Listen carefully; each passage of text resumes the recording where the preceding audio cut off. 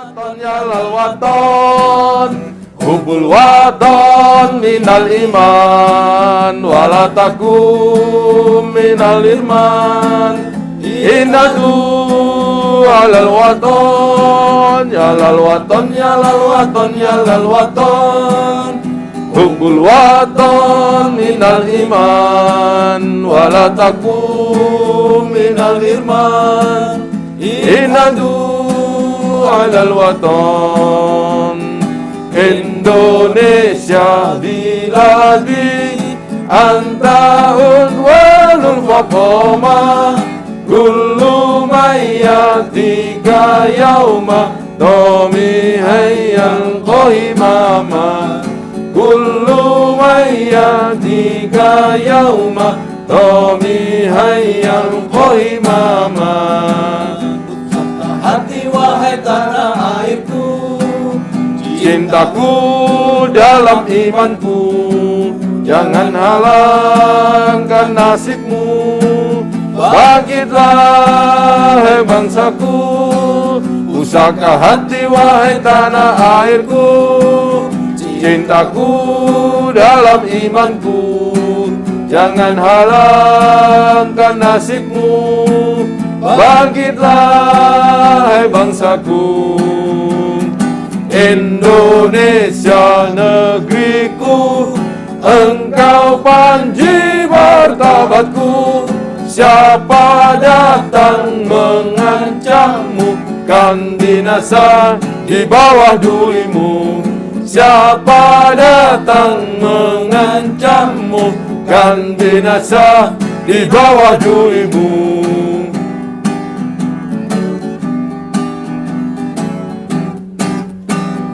waton ya lal waton, ya lal waton. Tambah hubul Waton minal iman, wala takum minal iman. Inadu alal waton, ya lal waton, ya lal waton, ya lal waton. Hubul waton minal iman, wala takum minal iman. Inadu alal waton. Indonesia biladi anta unwalul faqoma kullu mayyatika yauma domi hayyan qahimama kullu mayyatika yauma domi hayyan qahimama.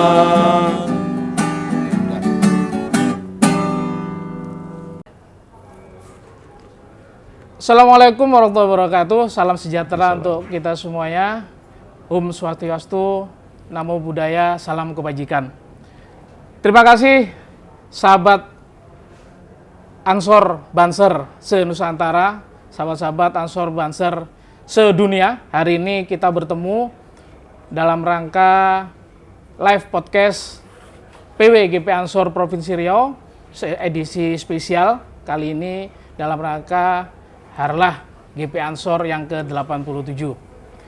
Pada kesempatan kali ini kita akan mengambil tema yang sangat luar biasa menurut saya, yaitu temanya habis gelap terbitlah terang, jatuh bangun penjaga NU di bumi Melayu.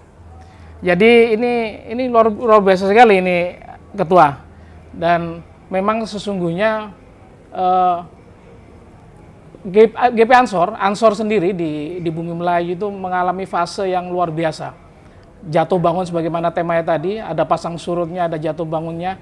Kalau saya menganalogikan ini wilayah juang, Riau ini kalau menurut saya seperti medan jalur Gaza nih. Luar biasa, pertarungannya luar biasa.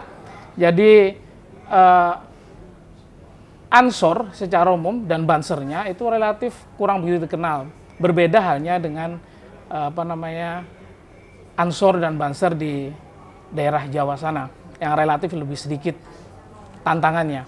Di Riau ini luar biasa, tapi alhamdulillah Riau ini juga dititipi ketua Ansor yang juga luar biasa juga, sehingga memang Allah itu menitipkan ketua Ansor itu sesuai dengan tempatnya dan sesuai dengan masanya, sesuai zamannya. Maka dari itu pada kesempatan siang hari ini kita akan berbincang-bincang lebih dalam tentang bagaimana sebetulnya napak tilas perjuangan Ansor dari titik nadirnya. Jadi kalau bahasa-bahasa trennya ini from zero to hero, gitulah kira-kira. Jadi kita akan coba berbicara lebih dahulu, kita gali bagaimana perjuangan sahabat-sahabat Ansor Banser di Riau ini sehingga sampai pada titik sekarang ini dikenal, kemudian juga lebih diperhitungkan karena mampu berperan baik secara sosial, kemudian peran-peran kemanusiaan itu semakin aktif dilakukan oleh sahabat-sahabat Ansor di Riau nih. Oleh karena itu, sebagaimana tadi saya sampaikan, saya bersama Ketua PW Ansor yang fenomenal, ini sempat viral juga. Malah saya kalau kemana-mana dengan beliau berfoto, katanya saya berfoto dengan Gus Ketum dan Gus Men. Nah, ini kadang ya ada barokahnya juga. Kita sapa ini Mas Purwaji, Ketua PW GP Ansor Riau. Selamat siang, Mas. Selamat siang, Assalamualaikum. Waalaikumsalam. Gus Taufikul Ulum, sahabat saya. Gus lama. Ya. Jadi ini kita lepas ya. Kita ruangkan juga. Ya. Sudah kita batasi. Ya. Baik sahabat-sahabat, sebagaimana janji saya tadi bahwa kita akan mendengarkan, kita akan coba mereview ulang bagaimana sih perjuangan beliau nih khususnya dan sahabat-sahabat lainnya di bumi Melayu itu ketika menegakkan akidah Ahlussunnah wal Jamaah Nahdliyah, mengawal ajaran Aswaja ini, mengawal Jam'iyah ini di ranah Melayu ini. Karena dulu sempat waktu zaman apa itu? Kirab Satu Negeri ya. Itu saya tidak ikut menemani beliau, tapi sempat by phone komunikasi. Kok tega gitu nggak? Tapi saya mengirimkan waktu itu, Mas. Ada pasukan tuh pakai pakai pickup dikirim ke Siak waktu itu. Itu bagaimana, Mas Purwaji? Bisa diterangkan pada kita semuanya, ini biar juga disaksikan dan diketahui oleh sahabat-sahabat Ansor, menjadi motivasi bagi sahabat lain di luar Riau dan luar Sumatera ini. Monggo, silakan. Ya, terima kasih sahabat Taufikul Ulum dan sahabat-sahabat Ansor Banser se-Nusantara, sedunia tadi. Dunia akhirat. Baik yang terlihat maupun yang tidak terlihat ya. Karena yang almarhum ini masih nengok podcast kita juga barangkali. Ya, ini sempena Harlah ya. Harlah yang ke-87, saya pikir ini perjalanan panjang sebuah organisasi. Dan saya dan kita semua saya pikir meyakini bahwa Ansor ini adalah organisasi yang penuh keramat ya. Karena didirikan oleh para waliullah ya. Dan para pendiri Ansor ini bahkan bertabarukan kepada kaum Ansor yang dulu membantu dakwahnya Rasulullah. Jadi kalau dikatakan di Riau itu mengalami situasi yang sulit, saya pikir membayangkan perjuangan para muazzis kita dulu ya, ada Ratu Syekh Hasyim Asy'ari, Mbah Wahab dan yang lain-lain, para pendiri-pendiri Nahdlatul Ulama, pendiri Ansor itu saya pikir mereka jauh lebih berat dari apa yang kita rasakan. Tetapi barangkali ini patut kita sharing ini, sahabat Ulum. Karena ini bersempena dengan Harlah, kita ingin coba kembali mengingat-ingat fase-fase di mana kita menghadapi masa-masa sulit. Di awal kita berjuang memperkenalkan gerakan pemuda Ansor. Mungkin benar tadi dikatakan bahwa kalau di Jawa barangkali ekosistemnya sudah terbangun, sudah ada gitu, sudah existing. Dan komunitas-komunitas sumber rekrutmen kadernya juga sudah sangat tersedia gitu. Mungkin dan itu berbeda sekali dengan di Riau. Di Riau sendiri kalau saya ingat, saya baru bergabung itu 2013. Itu sudah mengalami masa vakum selama 10 tahun. Jadi setelah 10 tahun itu ada kevakuman kepengurusan, sempat di-caretaker 3 kali ya. Di-caretaker 3 kali, lalu kemudian saya dan sahabat-sahabat saya diberi kepercayaan waktu itu dengan sahabat Adi Musa waktu itu, Ajengan Adi Musa ya, di Cipulus sekarang, yaitu menata Ansor di kabupaten-kabupaten. Kita keliling dengan segala keterbatasan kita, muter-muter, bikin PKD gitu ya.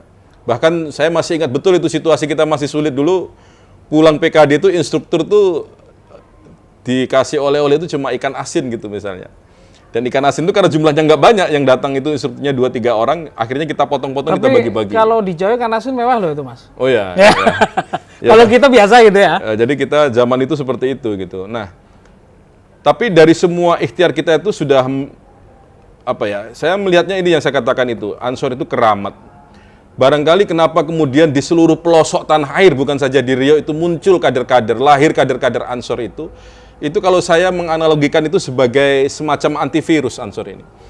Jadi ketika dulu para muassis mendirikan NKRI, ya, dengan susah payah, berdarah-darah, lalu ketika di perjalanan muncul kelompok-kelompok yang anti NKRI, ya kan, HTI dan sebagainya, yang ingin mengganti, maka secara otomatis, ini yang saya rasakan ini, secara otomatis itu muncul antivirusnya gitu, untuk menangkal kelompok-kelompok yang anti NKRI tadi. Nah itu makanya muncullah kader-kader Ansor di Indragiri Hilir, Rokan Hilir, Kampar, ya, yang dulunya tidak paham bahwa mereka punya tugas sebagai Ansor Banser, sekarang mereka digerakkan hatinya. Maka saya selalu mengatakan di setiap forum, setiap pengkaderan, Anda ini orang yang beruntung karena terpilih dan dipilih gitu, dipilih oleh para muassis Nahdlatul Ulama untuk mengawal Jam'iyah ini, mengawal bangsa ini, mengawal NKRI, dan itu anugerah yang patut kita syukuri. Saya sangat bersyukur karena di perjalanan hidup saya itu 2013 saya diperkenalkan dengan Ansor.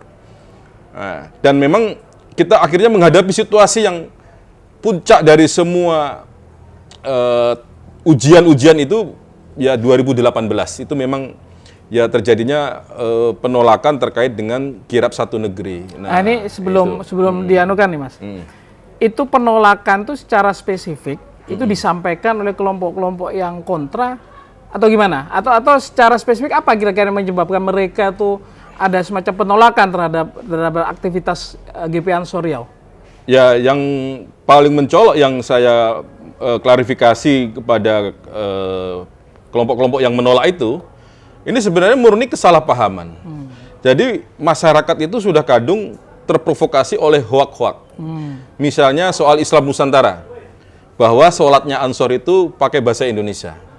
Itu sampai kepada mereka video-videonya itu, sehingga ada kelompok-kelompok yang memprovokasi, yang selama ini memang tidak punya tidak senang dengan Ansor Banser, lalu mereka memprovokasi masyarakat, lembaga-lembaga adat, sehingga kemudian melakukan penolakan. Tapi setelah saya tabayun, setelah saya klarifikasi, semuanya jelas.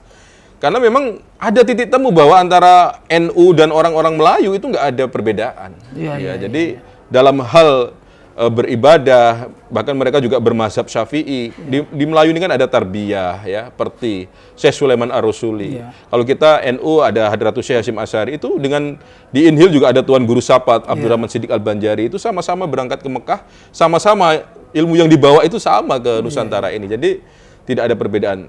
Tetapi memang ada kelompok-kelompok yang waktu itu karena situasi politik menggoreng, memprovokasi masyarakat untuk menolak kegiatan kita. Nah, tapi memang itu saya merasakan bahwa itulah puncak fitnah yang luar biasa besar kepada kita. Ya, karena ada yang saya tangkap itu ada video-video yang disebarkan kepada tokoh-tokoh masyarakat tentang Islam Nusantara, kemudian tentang persekusi Banser misalnya terhadap ulama tertentu begitu.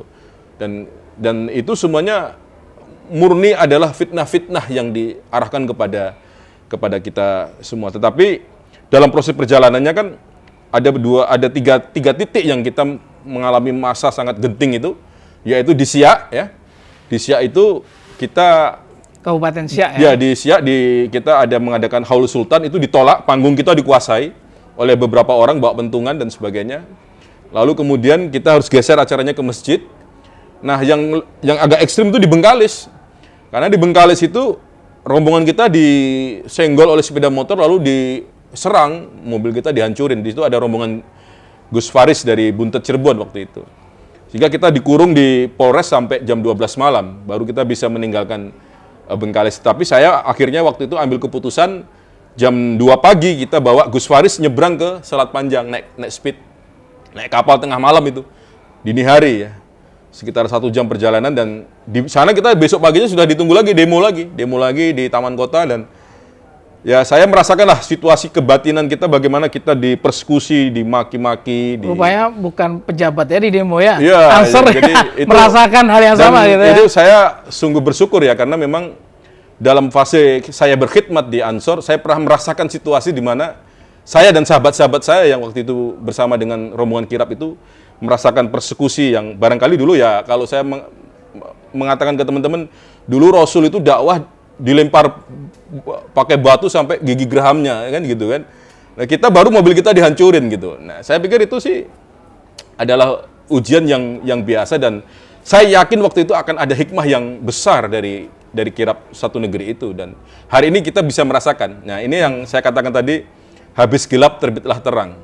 Dulu kita masuk masa-masa di mana kita difitnah, masa-masa sulit, masa-masa kelam. Kita sekarang masuki masa-masa yang terang, yang akhirnya kebaikan-kebaikan Ansor dan Banser itu bisa dilihat dan dirasakan oleh masyarakat. Inilah waktu kita untuk menjawab itu di masa-masa setelah kirab satu negeri itu. Inilah hikmahnya itu. Sekarang malah justru anak-anak Melayu sekarang banyak yang ikut jadi Ansor, jadi Banser gitu. Ada dari Kubu, dari suku Laut, ada datuk dari Kuantan Sengingi, bahkan sekretaris wilayah saya Mas sahabat Raga Perwira itu juga anak Jati Melayu gitu. Jadi banyak sekali anak-anak Melayu yang akhirnya punya kesadaran bahwa kita ini punya kesamaan dalam perjuangan ini gitu dengan Ansor dan Banser, sehingga saat ini kita Ansor dan Banser bisa lebih baik diterima oleh masyarakat gitu. Iya. Jadi itu sahabat-sahabat semuanya, sebetulnya itu kalau cerita dari Ketua PW itu hanya sekilas. Mungkin sahabat-sahabat juga, saya pun sebetulnya ketika mendengarkan pada saat kejadian memang lebih heroik kalau daripada cerita ini sesungguhnya. Enggak, kalau jujur waktu saya pulang dari Batam, dijemput oleh beberapa teman di bandara itu, saya ngelihat kok ekspresi sahabat sekretaris wilayah gitu misalnya berbinar-binar matanya gitu. Atau jangan-jangan pencitraan ya? Enggak, memang itu situasinya saya bisa merasakan situasi kebatinan sahabat-sahabat yang berjuang waktu itu, yang ikut di dalam rombongan kirab itu, semuanya merasakan bahwa itu momen yang genting sekali. Yang kalau kita tidak bersabar, barangkali akan terjadi kerusuhan. Iya. Jadi gini, Ketua, sebetulnya Riau dan budaya Melayu ini sebetulnya kan habitatnya Nahdlatul Ulama, baik secara amaliyah maupun bagaimana tekad kuat NU itu untuk menjaga kearifan lokal, menjaga budaya, itu kan menjadi trademark kita gitu. Bahwa kita harus senantiasa menjaga akidah, pada saat sama juga arif terhadap kearifan lokalnya gitu. Nah, untuk di Melayu ini sendiri, ini sebetulnya kalau secara kultur kan tidak ada permasalahan, tapi pertentangan begitu kuat, tentu kita harus punya trik kan gitu. Mas Purni selaku Ketua PW harus punya strategi. Bagaimana kira-kira mengakulturasikan budaya yang ada, karena selama ini konotasi sebagian orang bahwa Ansor tuh orang Jawa misalkan, Banser itu orang Jawa. Nah, tapi pada faktanya di Riau ini tidak. Ada kemarin waktu PKL juga banyak sahabat-sahabat kita dari suku-suku lain yang kemarin tuh di Inhil juga ada suku Duano. Mungkin itu satu-satunya Banser suku Duano sedunia. Karena suku Duano ada di dunia, bukan hanya di Nusantara. Suku laut gitu ya. Ya, suku laut. Kira-kira apa strategi yang akan Mas Pur terus lakukan untuk semakin mengokohkan peran Ansor di bumi Melayu nih? Jadi sebenarnya sejak awal kita memperkenalkan Ansor dan Banser itu kita sudah langsung bersentuhan dengan kearifan budaya lokal. Nah, yang paling sederhana ini, mohon maaf nih, misalnya dulu ketika makam-makam sultan-sultan Siak ya, itu belum ramai diziarahi oleh masyarakat. Justru yang menjadi penggerak untuk akhirnya ramai seperti sekarang ini, menjadi wisata religi, makam-makam itu dibangun, itu adalah peran daripada warga Nahdlatul Ulama, termasuk juga di dalamnya adalah sahabat-sahabat Ansor dan Banser. Nah, ada satu cerita yang saya pernah ungkap di media sosial, misalnya rombongan sahabat-sahabat Ansor dari Siak dengan sukarela swadaya mengecat makam Laksamana Raja di Laut di Bukit Batu. Ketika makam itu sudah catnya sudah pudar, cat kuningnya itu ada sahabat-sahabat Ansor Banser yang sukarela membersihkan komplek makam itu, mengecat lagi sehingga menjadi lebih menarik. Nah, itu yang sederhana misalnya. Nah, termasuk sekarang yang hari ini kita kembangkan di teman-teman Ansor di Bengkalis misalnya, dengan memadukan antara sholawatan dengan menggunakan instrumen musik-musik Melayu yang kita pernah tampilkan itu di konferensi wilayah. Dan itu ternyata menjadi daya tarik tersendiri gitu itu. Nah, itu yang berikutnya. Tetapi saya ingin sampaikan begini bahwa sejak awal NU itu di Riau itu dibawa dan disebarluaskan oleh orang-orang Melayu. Ya. Ya, bahkan pemimpin-pemimpin NU di Riau sejak awal tahun 60-an dulu itu sudah dipegang oleh orang-orang Melayu. Nggak ada Pak orang Jawa jadi ketua NU itu belum pernah. Iya. Misalnya dulu di Inhil lah contohnya. Itu kan cucunya Tuan Guru Sapat. Ya. Cucunya Syekh Abdurrahman Siddiq Al-Banjari ya kan yang betul. menjadi ketua NU Ya. sampai hari ini. Ya, ketua PC-nya. Di Indragiri Hilir. Ustadz siapa? Abdul Hamid. Abdul Hamid. Ya. Ya. Kemudian PWNU Riau itu dulu dipimpin oleh Pak Badar Ali Majid, orang Kubu, Melayu Kubu, Rokan Hilir. Jadi sebetulnya NU dengan Melayu itu sudah lama sebetulnya. Sudah lama menyatu sebenarnya karena memang ada titik temu yang gamblang sekali, yang jelas sekali gitu.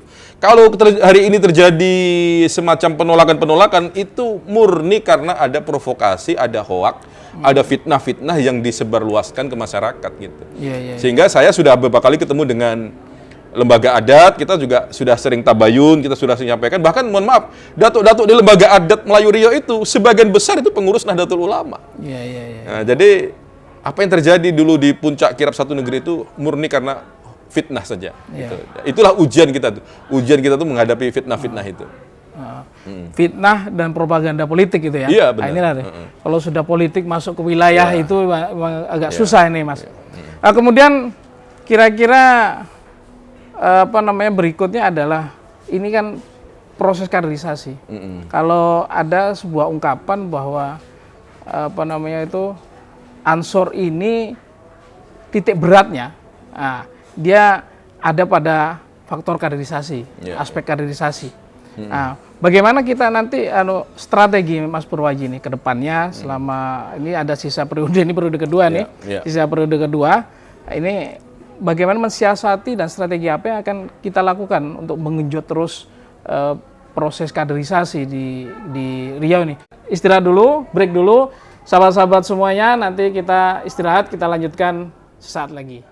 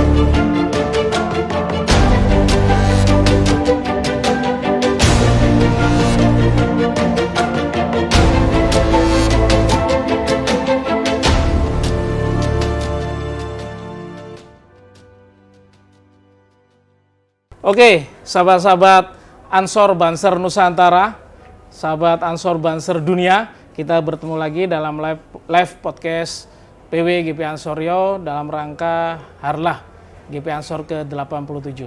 Mas Pur, kita kembali ke narasumber kita, ketua wilayah kita. Tadi kita kembali pertanyaan tadi belum sempat dijawab tadi tentang pengembangan Ansor dan Banser ke depan di bumi Melayu ini. Tentang strategi apa yang dilakukan dalam rangka untuk menggenjot proses kaderisasi. Karena kaderisasi ini juga akan berdampak kepada militansi. Ini yang jadi permasalahan. Karena saat ini kan klaster kita ini hanya pada tataran kuantitatif, belum pada tataran kualitatif. Kita berharap sih ke depannya ke arah kualitatif itu, bahwa bukan hanya kuantitas kita kejar, tapi juga kualitas. Nah, bagaimana kita mensiasati? Bagaimana ketua wilayah mensiasati agar sejalan, beriring sejalan antara kualitas dan kuantitas kader itu bisa sejalan dengan baik. Monggo. Ya, terima kasih ya. Pertama begini, bahwa kita harus menyadari bahwa kaderisasi itu menjadi kebutuhan pokok organisasi kita. Nah, ini menariknya. Saya berkali-kali nyampaikan bahwa Ansor Banser di Riau itu menjadi organisasi kepemudaan yang paling aktif. Iya. Ya. Nggak ada sumber APBD-nya padahal. Ya, tidak ada dibantu APBD provinsi gitu 100-200 juta, nggak ada, Pak. Kemudian di kabupaten-kabupaten saya bisa cek juga tidak ada bantuan-bantuan dari pemerintah gitu misalnya. Tetapi jujur ya, kalau kita mau fair, kita mau lihat, itu hampir setiap bulan itu kita melakukan kaderisasi. Mulai dari DTD, PKD, bahkan yang terakhir ini dalam PKL, ya. dalam 2 minggu berurutan ya kita buat PKL, lalu disambung lagi dengan Susbalan dan Diklat Susbasada di Kampar. Jadi semangat melakukan kaderisasi itu saya lihat sudah menjadi nafas daripada gerakan daripada semua pimpinan-pimpinan Ansor yang ada di kabupaten dan kota di seluruh Provinsi Riau. Jadi kalau seluruh sahabat-sahabat itu pikirannya sudah bagaimana mengkader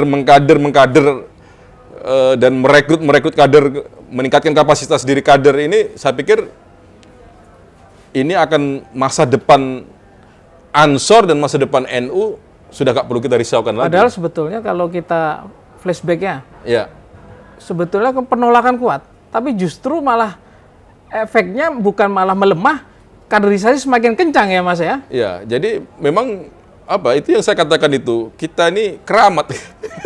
Ya, saya kalau jujur ya, kalau kita ngelihat di proses-proses kaderisasi itu, saya sering sekali tuh ketika teman-teman jam 1 malam itu masih digenjot fisiknya gitu oleh tim instruktur itu, saya sering melihat mereka itu. Saya tatap wajah mereka satu Wakil ketua kaderisasi yang tidak pernah pulang ya. Itu yang saya lihat itu, ini orang-orang ini cari apa gitu. Jam 1 malam itu masih disuruh push up gitu kan, sama Brimob waktu itu, ya waktu di nanti itu saya NU, gitu tuh, Banser, gitu.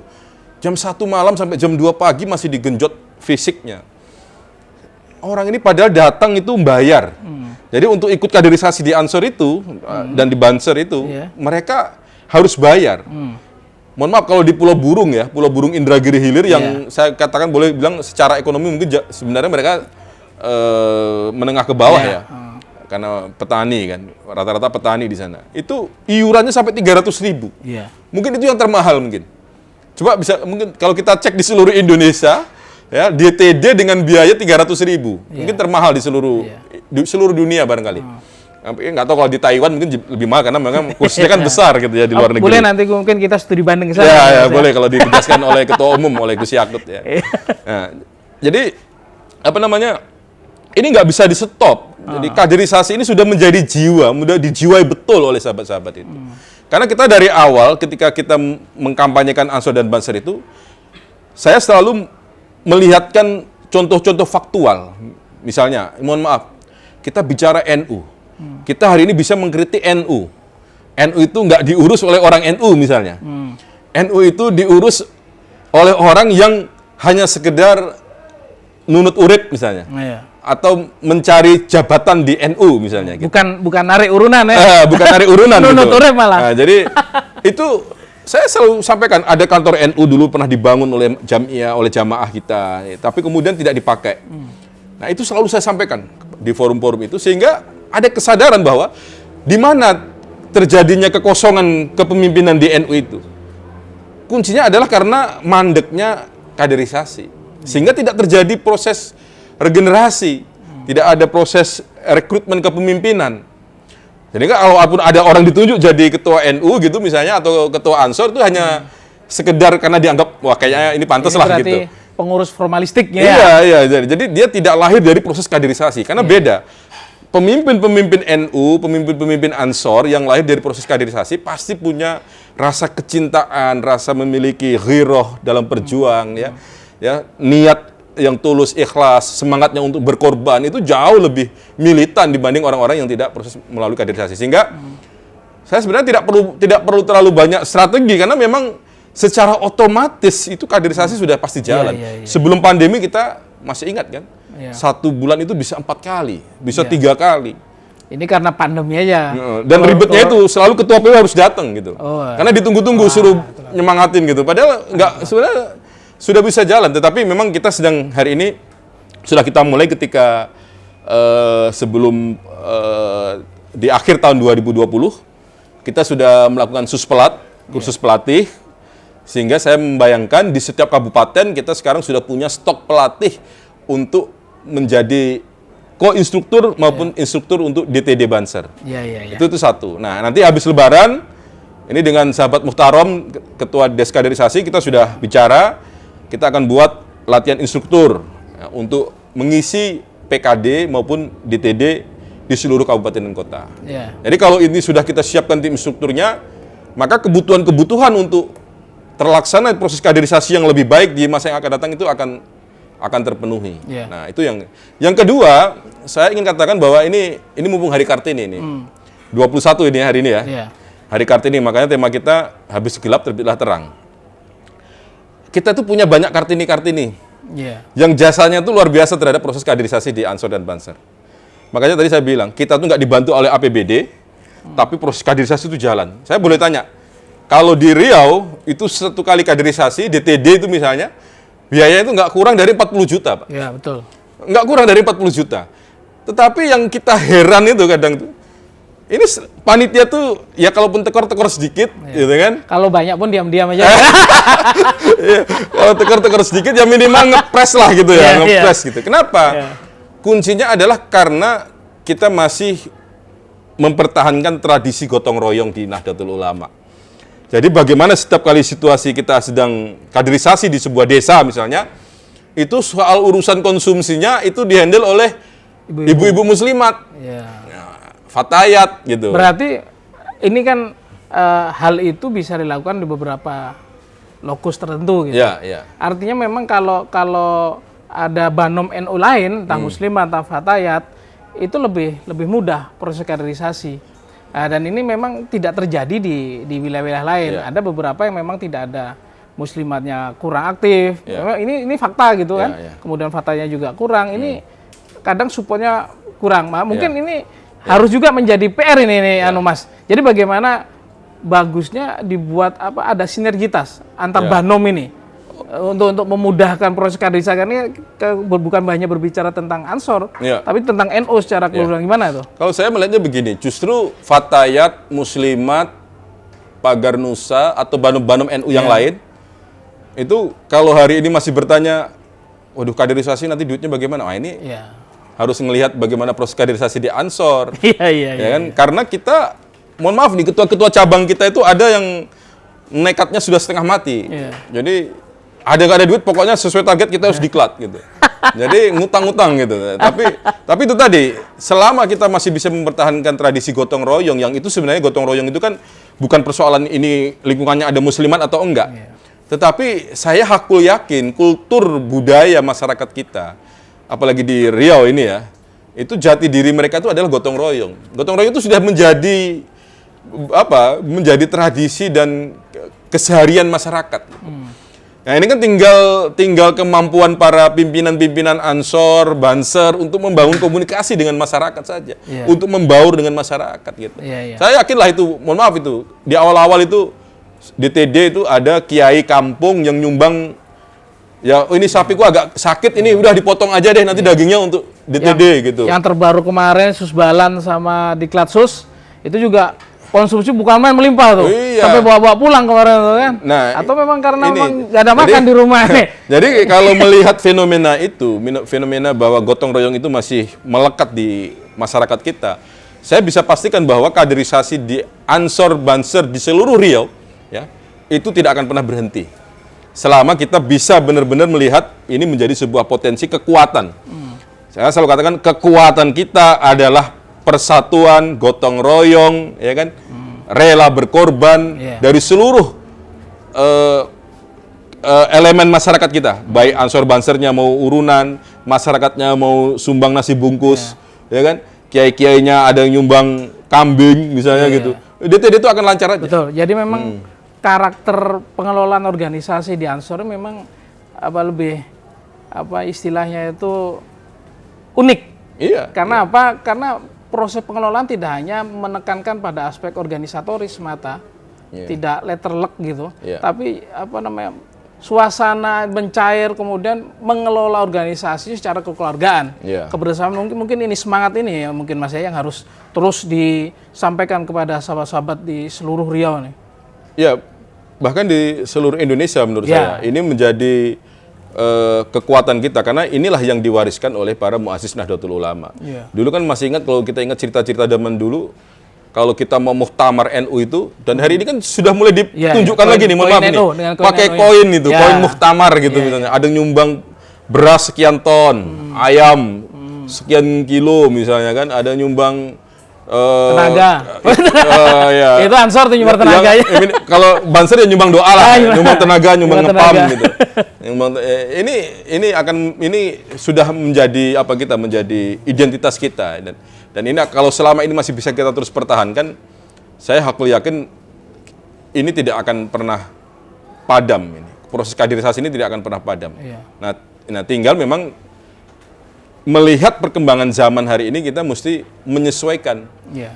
Mulai ada penyesuaian ini yang dikatakan transformasi media juang itu tadi ya, dalam konteks harlah kita ini.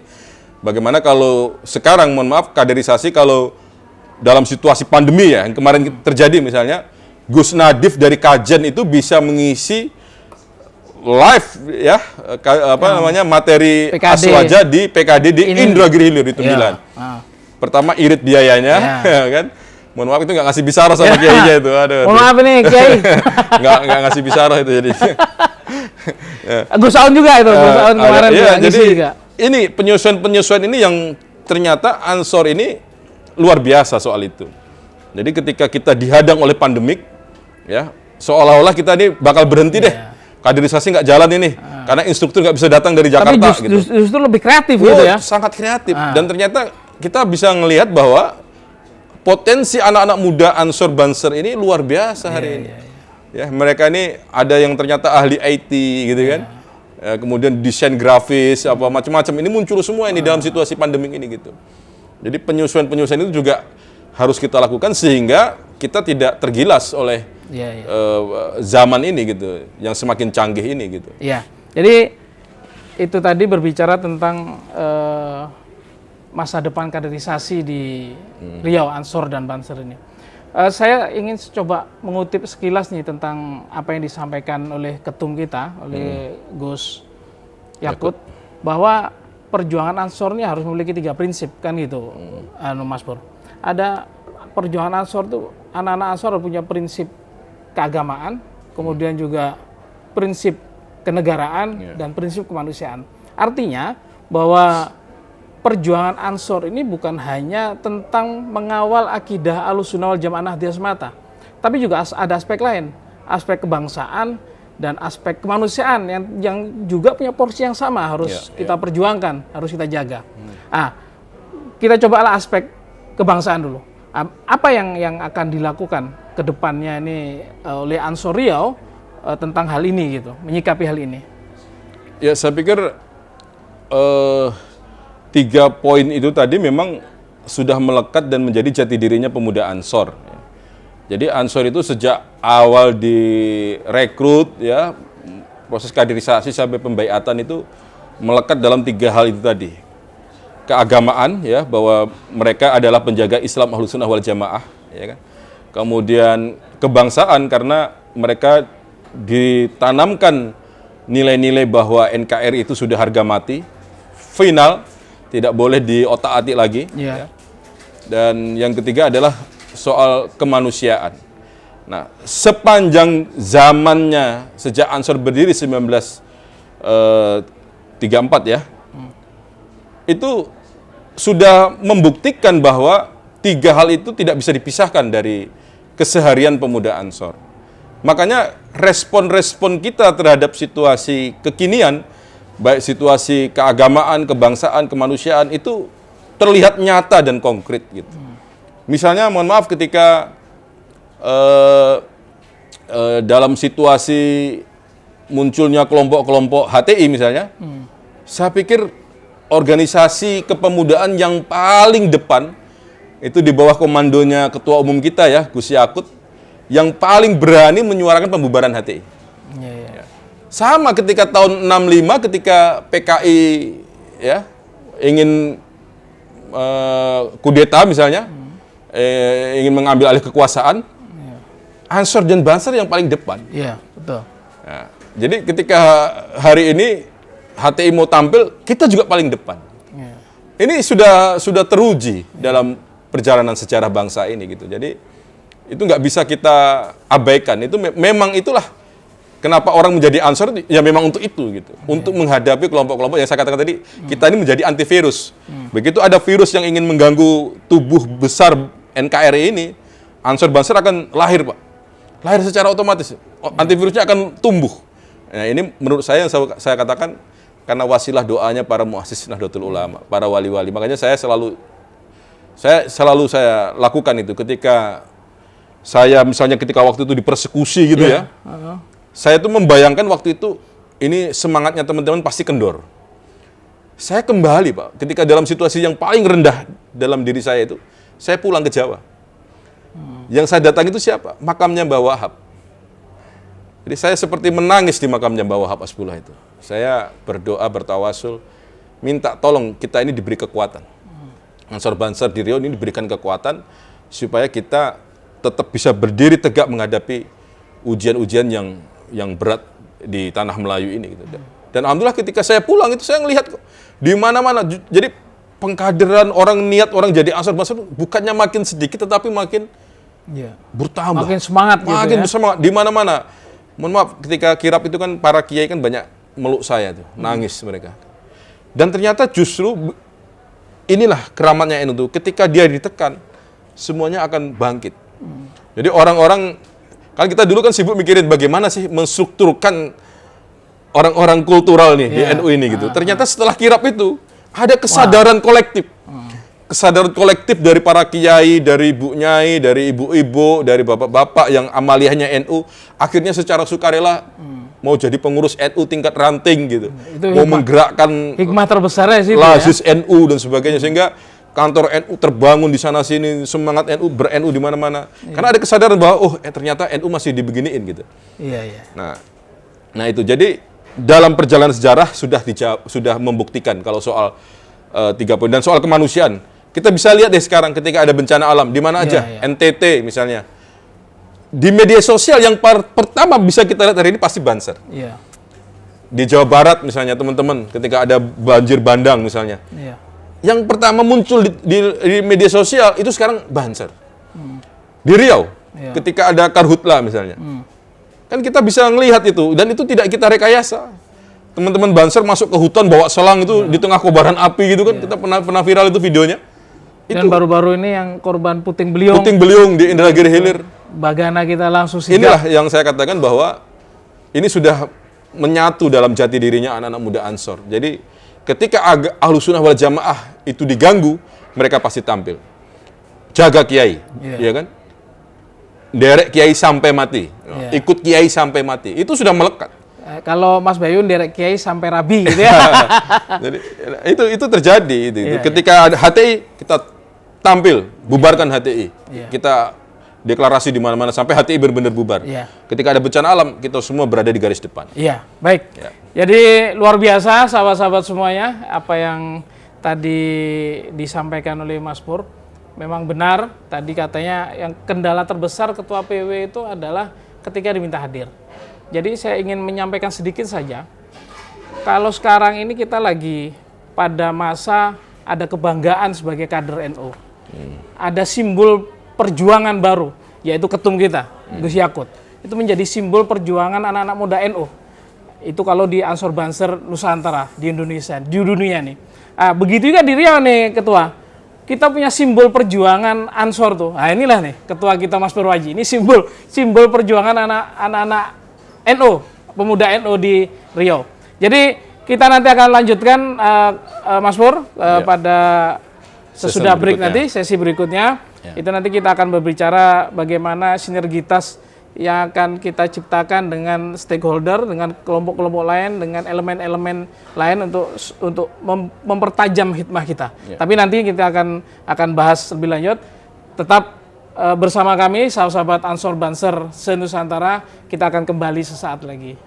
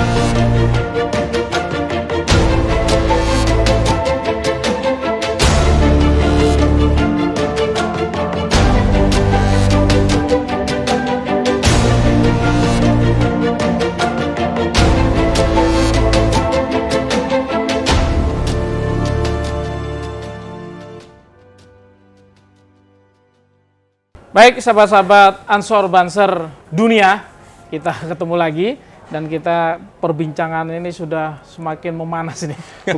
Bukan memanas Puasa lagi, bukan jadi memanas haus. lagi, memanas gitu ya. Ya karena terik juga, karena juga puasa, tapi begitulah Ansor Banser tuh. Dalam keadaan apapun tetap semangat. Pura-pura puasa kayak. Jadi tidak boleh pura-pura nih. Kita tulus ini Ketua. Baik, Ketua. Tadi sebelum break saya sempat menyinggung tentang sinergitas antar komponen. Jadi banyak elemen-elemen sosial kita itu ini juga merujuk kepada prinsip kemanusiaan yang diemban oleh Ansor dan Banser itu. Bahwa Ansor tuh harus punya sensitivitas sosial gitu. Nah, ini apa yang sudah dilakukan dan akan terus dijaga oleh Ansor Riau tentang menjaga harmonisasi dengan antar komponen, baik dengan stakeholder maupun dengan kelompok-kelompok elemen-elemen lain, elemen-elemen sosial lain. Ya, ini kita patut berterima kasih misalnya kami di Riau ya, itu bisa bermitra dengan Polda Riau misalnya. Ya, teruji ketika masa-masa kita ingin melawan kebakaran hutan dan lahan misalnya, instruksi saya untuk menjadikan seluruh Banser relawan itu bisa kita realisasikan dengan menambah materi penanganan kebakaran hutan dan lahan di seluruh DTD kita. Itu sebelum COVID. Saya masih ingat dulu ada sempat kita laksanakan di 3 kabupaten, ya kerjasama dengan Polda, ya khususnya tim pelatih dari Brimob ya waktu itu untuk melatih anggota-anggota kita, Banser kita yang ada di daerah-daerah untuk benar-benar punya kemampuan dasar menghadapi situasi kebakaran hutan dan lahan. Dan itu bisa kita laksanakan sehingga pada prakteknya di lapangan seperti di Dumai, di Indragiri Hilir, di Indragiri Hulu, di Siak, kemudian di Kepulauan Meranti, itu sahabat-sahabat kita benar-benar bisa bersinergi di lapangan ya, ini di lapangan nih, membantu TNI Polri dan Manggala Agni dan stakeholder yang lain dalam rangka upaya melakukan pemadaman titik-titik api kebakaran hutan dan lahan. Nah, di lain itu yang juga sudah kita lakukan adalah misalnya kerjasama untuk menciptakan kemandirian ekonomi kader. Misalnya dengan dibantu oleh pandemi kemarin ya. Baik di masa pandemi ketika maupun sebelum pandemi misalnya. Kalau terhitung sampai hari ini itu kita punya 5 Pertamini di Rokan Hilir. Ya. Jadi teman-teman itu bisa jual beli BBM ya, Pertamini ya. Itu 1 unitnya sekitar 13-an juta itu nilainya. Kemudian di Siak kita ada 4 unit misalnya. Dan bahkan sekarang teman-teman di Kuantan Sengingi itu secara mandiri juga sudah memulai. Pertamini juga? Pertamini. Nah, jadi badan usaha milik Banser. Nah ini sudah jalan. Termasuk Kampung Tangguh ya kerjasama dengan Polda. Kita bikin kebun, teman-teman itu di Pulau Merbo misalnya bikin kebun semangka. Ya. Di Rokan Hilir juga. Ya. Dan ini sudah kita lakukan. Tapi ini masih perlu kreativitas dari sahabat-sahabat pimpinan-pimpinan cabang agar apa yang sudah kita mulai ini bisa terus ditindaklanjuti gitu. Menjadi terus-menerus lah, continue lah gitu. Nah, ini perlu kreativitas dari sahabat-sahabat. Saya pikir itu untuk yang sudah kita coba lakukan. Iya, jadi intinya bahwa kita tidak pernah berhenti untuk melakukan terus berkhidmah di dalam gerakan ini, bukan hanya aspek keagamaan, kemudian juga aspek kebangsaan yang memang selama ini sudah melekat dengan jati diri kita, dengan semangat juang kita, dengan semangat harokah kita, kemudian juga prinsip kemanusiaan yang terus senantiasa kita jaga, kita pelihara sebagai identitas seorang kader, bahwa kader itu memang harus peduli pada lingkungan, peduli pada kemanusiaan. Mas Purwaji, ini kan lagi seru-serunya ini. Lagi semangatnya persiapan kongres ini. Nah, jadi dalam setiap kongres itu tentu ada suksesi. Ya, ini agak-agak anu juga nih. Jadi kami ini kader-kader di Riau nih khususnya tentu kapan sih punya harapan gitu ya, punya keinginan. Kapan kira-kira ketum Ansor ini bukan hanya dari Jawa, ya sekali-kali di luar Jawa, atau dari Sumatera. Kalau dulu pernah Ibnu itu dari Jambi ya, apakah tidak mungkin dari Riau gitu kan? Kira-kira gimana nih? Kira-kira bursa banyak calon-calon. Nah, ini kira-kira ada kans nggak ketua PW Ansor Riau itu untuk calon ketum gitu? Ini berat ini pertanyaan ini, berat ini. Ini bukan pertanyaan jebakan nih ya. Jadi ini apa namanya ini suara hati nih, suara hati kader nih. Ini nggak masuk di skrip nih sebenarnya. Ini suara hati kader nih. Tapi begini saya ingin coba jawab. Pertama memang saya menganggap apa yang disampaikan ketua umum misalnya di beberapa forum, termasuk di Konforwil dulu, yang mengatakan saya disiapkan jadi ketua umum itu sebagai candaan saja. Jadi nggak usah terlalu serius lah ya kayak gitu-gitu tuh ya. Kalau serius ya alhamdulillah gitu ya. Itu candaan saja. Yang kedua kan saya sih berpikir dari sisi kepantasan ya jauh dari pantas. Jadi mungkin boleh bilang belum pantas menjadi ketua umum, apalagi kalau sekarang ini ketua umumnya bisa jadi menteri kan. Wah. Terlalu jauh sekarang perbedaan antara kita dengan Gus Yakut gitu misalnya. Jadi itu sesuatu yang mungkin saya pikir sangat sulit, sangat tidak mungkin lah gitu. Tetapi beginilah, saya ingin katakan bahwa ketika ada kader yang disebut-sebut misalnya menjadi calon ketua umum, ya saya pikir semua orang pasti merasa ya punya kebanggaan ya gitu. Bukan semata orang yang disebut, tetapi juga sahabat-sahabat yang diwakilinya gitu. Tetapi saya selalu dari awal saya sudah sampaikan bahwa dulu saya menjadi ketua PW saja tidak pernah bermimpi. Tetapi saya bersyukur karena saya diberi amanah ini, merasakan masa-masa perjuangan, masa-masa sulit. Dan saya selalu katakan, apa yang kita capai hari ini itu bukan karena seorang Purwaji, bukan karena saya, tetapi itu adalah karena ikhtiar, militansi, loyalitas, rela berkorban yang dimiliki oleh sahabat-sahabat saya semuanya yang ada di Riau. Mereka yang luar biasa meninggalkan anak istri menjadi instruktur, ya, menjadi pelatih, banser, ya. Saya tidak bisa sebutkan.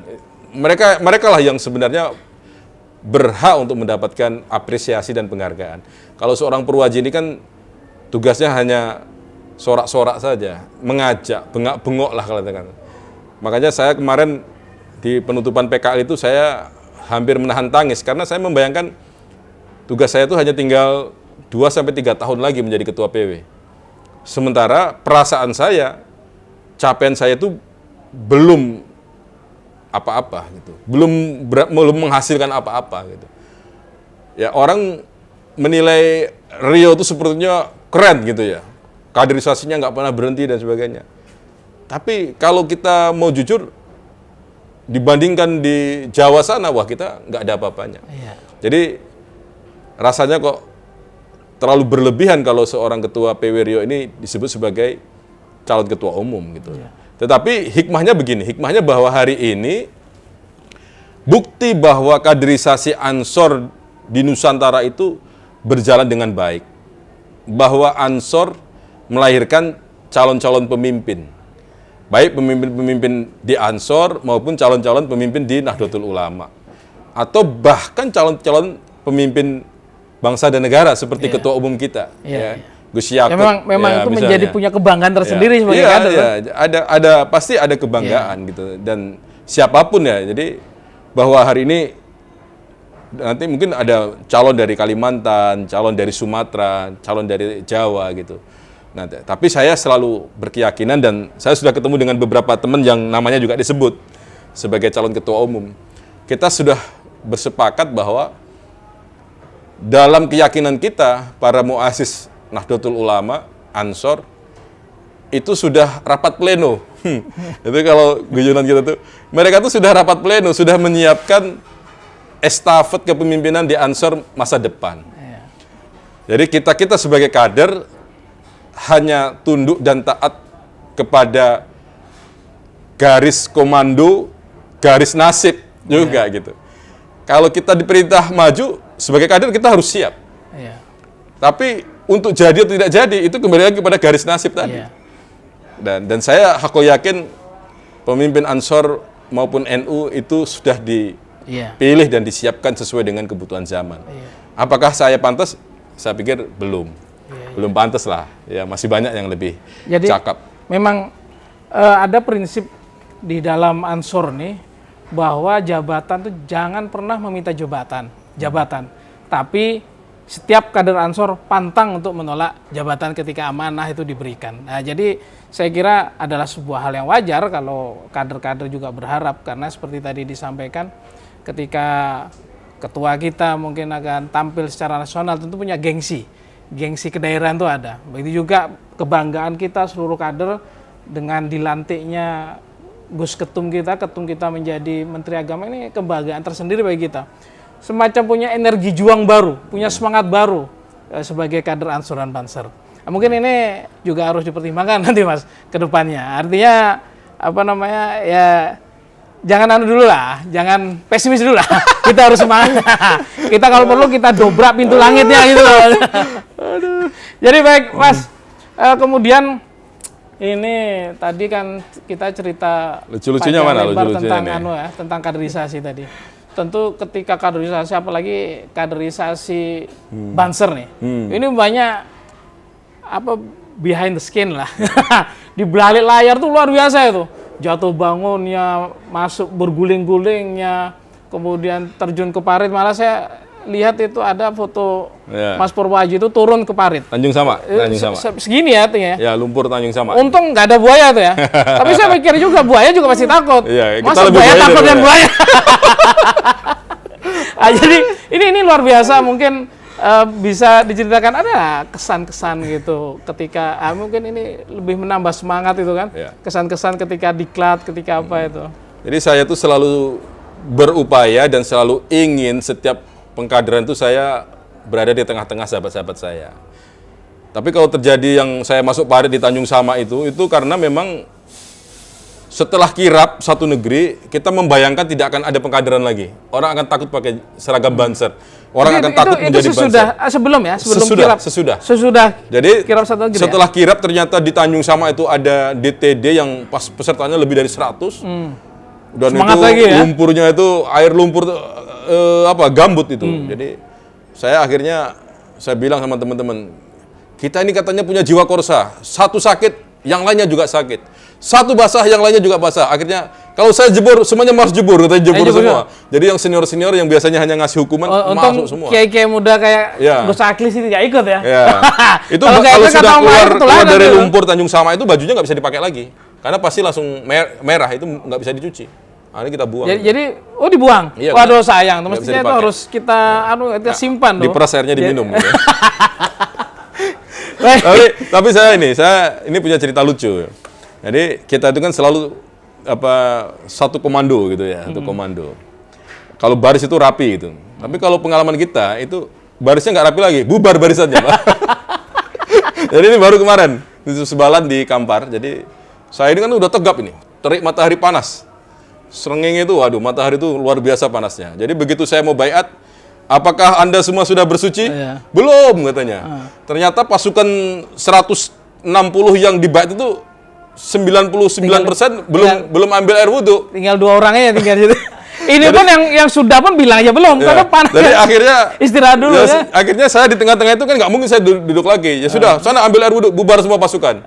Jadi mungkin itu sejarah, ada pasukan lagi upacara, bubar, inspektornya ditinggal sendirian. Tapi kalau nggak gitu nggak Banser. Kalau begitu nggak Banser. Katanya harus manusiawi Banser. Banser itu unik ya. Dulu, makanya cerita Gus Dur dulu pamer di sebuah kapal perang. Perdana Menteri Inggris pamer. Ayo, ini hebatnya pasukan saya. Ayo jebur kamu, kelilingi kapal ini. Jebur Pak, berani. Wah, kata Gus Dur, belum hebat segitu aja katanya. Datang lagi yang dari Amerika. Ini pasukan elitnya Amerika. Lebih kenceng lagi renangnya. Kata mereka, mana pasukan kamu Gus Dur katanya. Ayo Banser, jegur katanya. Wah, nggak berani Gus, mohon maaf Gus, ampun Gus. Ayo masuk. nggak mau Gus, maaf Gus. Wah gimana, hebat katanya Banser, katanya pasukan Indonesia katanya hebat. Itu justru itu kata Gus Dur hebatnya Banser ini katanya. Komandan aja, presiden aja berani dilawan kalau lagi gitu. Iya ya. Jadi Banser nih juga ini konon katanya lebih hebat daripada TNI kita. Orang lebih takut, musuh itu lebih takut dengan Banser kalau nembak daripada TNI. Soalnya kalau TNI nembak kaki, kena kaki. Kalau Banser nembak kaki kena kepala. Ini bahaya. Jadi sahabat-sahabat semuanya memang kalau berbicara tentang Ansor, tentang Banser, tentang sahabat-sahabat Banser yang luar biasa di lapangan, tidak akan pernah ada habis-habisnya. Ya. Mungkin makanya itu kenapa sahabat-sahabat Banser tuh tahan begadang. Nah itu cerita itu nggak ada habis-habisnya ya Mas ya. Jadi memang luar biasa. Luar biasa perjuangan sahabat-sahabat semuanya, perjuangan dalam hikmahnya memang sangat luar biasa sekali. Nah, jadi mudah-mudahan ke depan ini Ansor dan Banser sahabat-sahabat diberi semangat baru lah untuk terus berjuang dan berhikmah. Kemudian yang terakhir nih Gus, ini mungkin closing statement lah ini. Bersempena dengan harlah ke-87 GB Ansor, harapan ke depannya, harapan baik secara pribadi maupun selaku Ketua PW GB Ansor Riau, kemudian juga pesan yang ingin disampaikan kepada seluruh sahabat-sahabat Ansor dan pada pasukan, karena Mas Pur ini kan Panglima tertinggi Banser di Riau.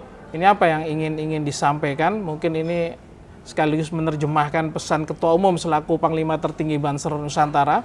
Apa kira-kira yang akan sampean sampaikan kepada sahabat-sahabat Ansor dan Banser, termasuk juga Rijalul Ansor. Jadi ada Ansor, ada Banser, ada Rijalul Ansor yang ini menjadi satu kesatuan. Kira-kira apa yang ingin disampaikan? Pertama saya ingin selalu mengulang-ulang bahwa kita ini beruntung dan tentu kita wajib hukumnya bersyukur karena di sepanjang kehidupan kita ini diberi kesempatan untuk berkhidmat kepada Jam'iyah Nahdlatul Ulama dengan wasilah Ansor dan Banser. Yeah. Tetapi perlu diingat bahwa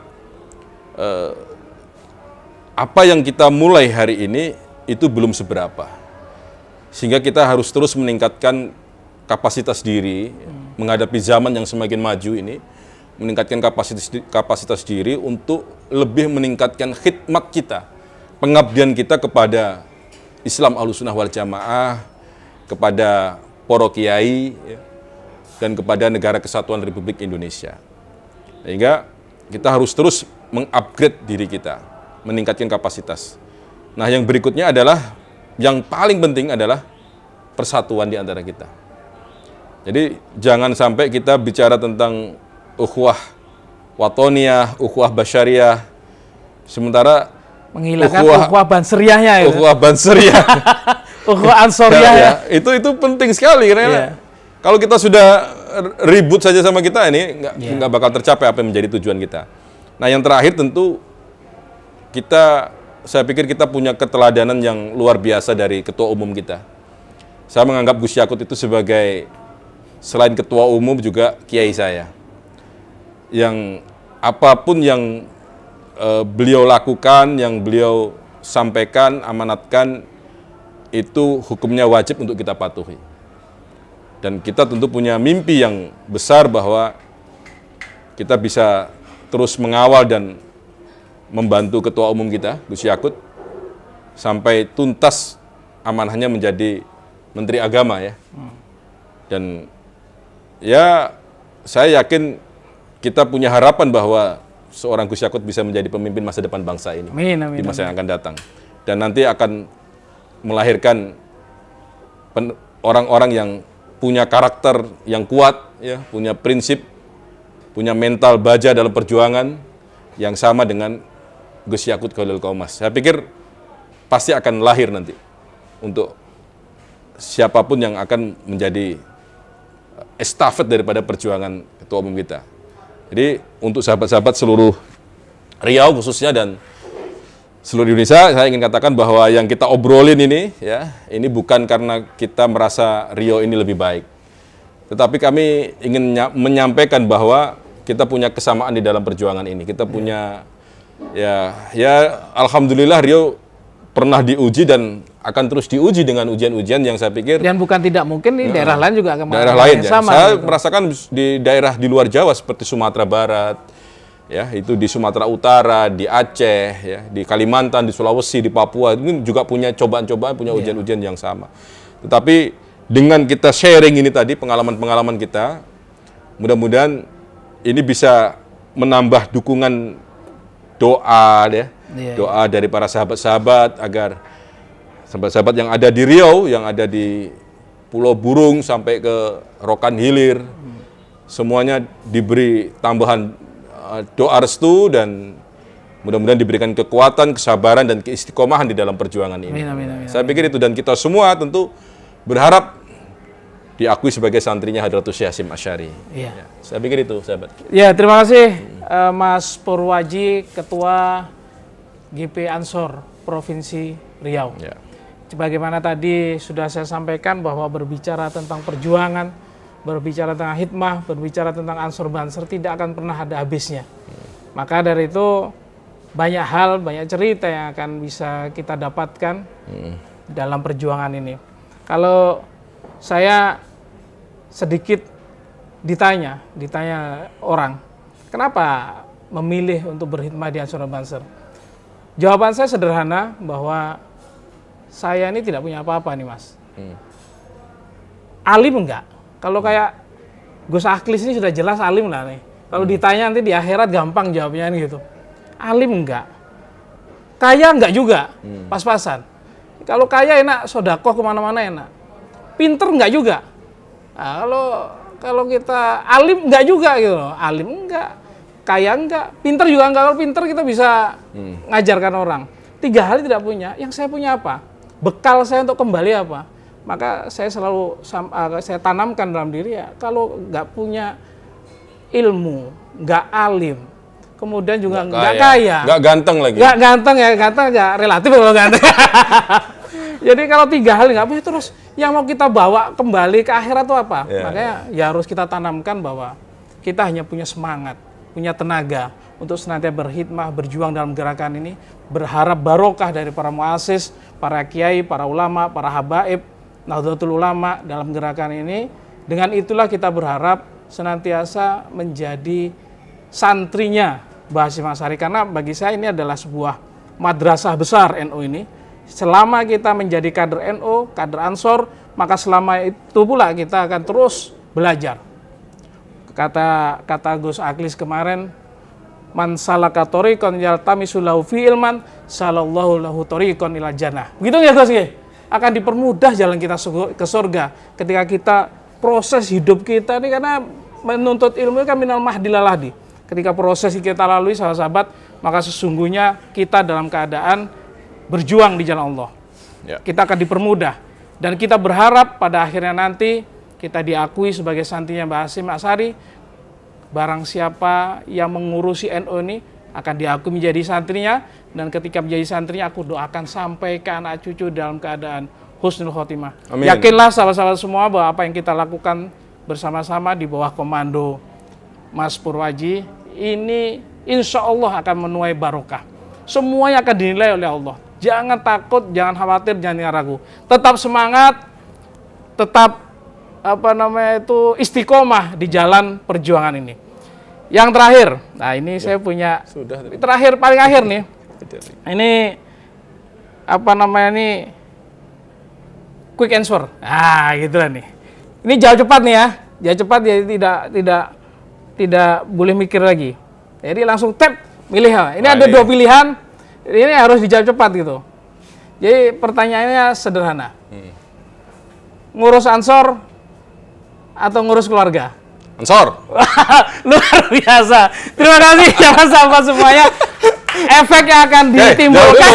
Karena kalau sudah ngurus Ansor, otomatis ngurus keluarga. Oh gitu. Gitu. Efeknya yang akan ditimbulkan dari jawaban tadi saya tidak bertanggung jawab. Itu di luar kewenangan saya. Terima kasih atas kebersamaan kita selama 1 jam penuh, meskipun siang terik hari. Ya, haus. Kemudian bulan puasa kita tetap semangat. Ini semata-mata memang tabarukan karena harlah Ansor kan 87. Mudah-mudahan kita tetap semangat, kita ketemu lagi di lain waktu kesempatan.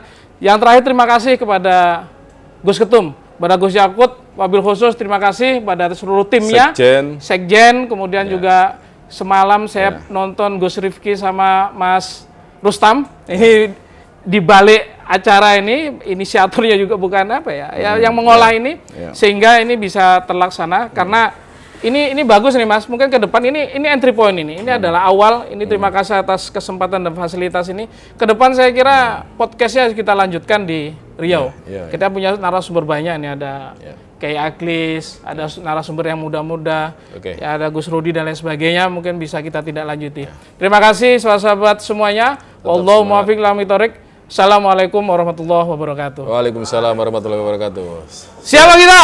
Ansor NU. NKRI, harga mati, Pancasila, Nusantara, milik kita, Aswaja, akidah kita, Banser Riau, luar biasa, Ansor Banser Riau, maju terus.